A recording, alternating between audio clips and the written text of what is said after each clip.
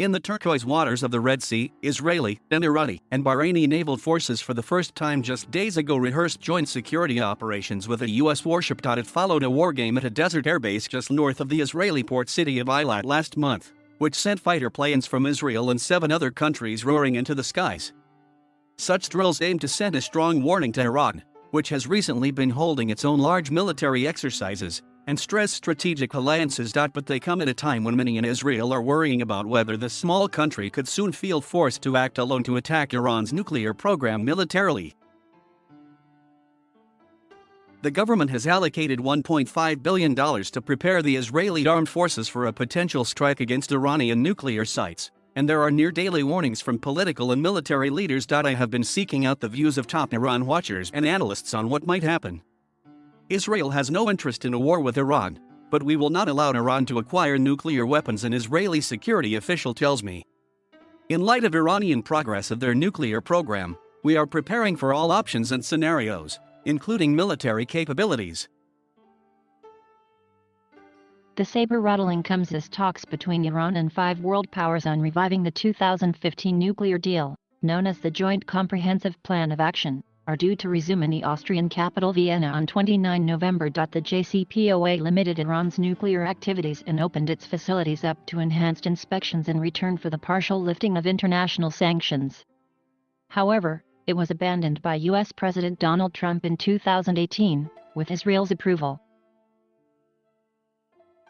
Just as the date for a new round of talks was fixed, Iran declared it had produced 25 kilograms of uranium enriched to 60% purity, just below the level that would be needed for a nuclear bomb, and more than 210 kilograms enriched to 20%. While Tehran continues to insist its intentions are peaceful, even Iranian experts have pointed out that such quantities of highly enriched uranium were previously only held by nuclear-armed states.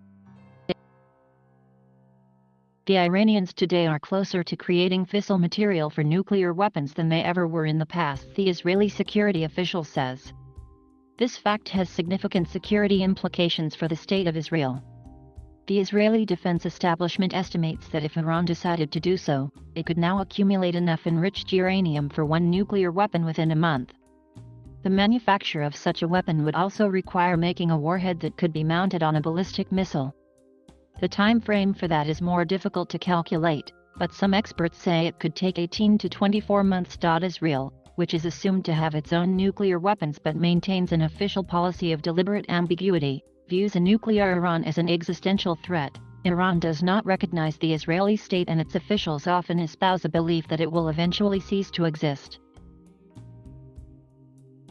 While the U.S. and Arab Gulf countries, with which Israel has burgeoning ties, are also deeply opposed to Iran having nuclear weapons, it is not clear to what extent their own interests would hold them back from helping in any military confrontation. Former Israeli National Security Advisor Yaakov Amidror, who is now a senior fellow at the Jerusalem Institute for Strategy and Security, first warned of the dangers of Iran's nuclear ambitions in the early 1990s, when he worked in military intelligence.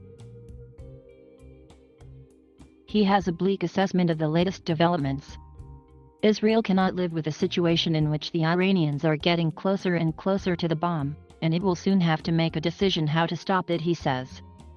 I don't see any other way but to bomb it, because I don't see the Iranians retreating from their dream of having a nuclear umbrella under which they can be even more aggressive than they are today. Israel has twice acted alone to destroy its enemy's nuclear reactors, in Iraq in 1981, and in 2007 in Syria, with little retaliation. But many analysts question whether it is capable of effectively mounting a complex operation to stop Iran's much more advanced nuclear program, which involves multiple sites with some underground facilities, and what price it would have to pay. Everyone in Israel understands that might lead to a very complicated war, concedes Mr. Amidror. Iran has pledged a shocking response to any such attack. It is assumed it would use its own forces and coordinate with its well-armed proxies spread across the region, Hezbollah in Lebanon, which has tens of thousands of rockets, Shia militias in Syria and Iraq, Yemen's rebel Houthi movement, and Islamic Jihad militants in the Gaza Strip. Despite the grave risks, some hawks in Israel calculate that a strike could be worthwhile, even if it only set back Iranian nuclear plans by a few years. But the official preference is still promoting peaceful, negotiated solutions. I hope that the diplomatic channel will succeed, says Seema Shine, a former head of research for the Mossad intelligence agency, but I don't give it a high chance right now. U.S. President Joe Biden's administration has proposed to Iran a straightforward return to mutual compliance with the JCPOA, but Israel's government opposes that. The deal lifts many restrictions on Iran's nuclear program as soon as 2025 and did not put limits on Iran's ballistic missile development or curb its support for militant groups across the region. My evaluation of Iran's position is that it actually does not want to go back, says Ms. Shine, who now heads the Iran program at Israel's Institute for National Security Studies.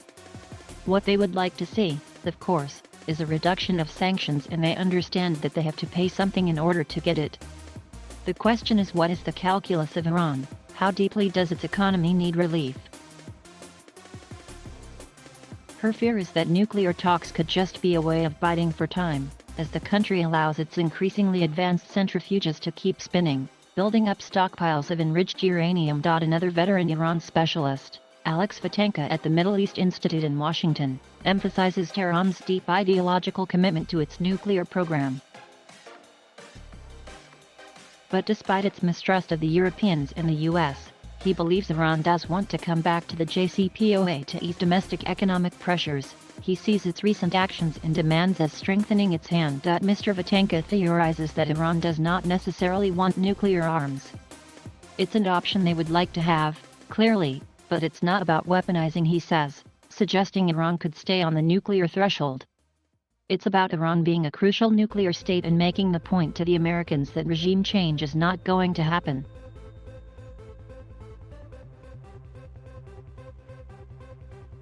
Thank you for watching. Please subscribe.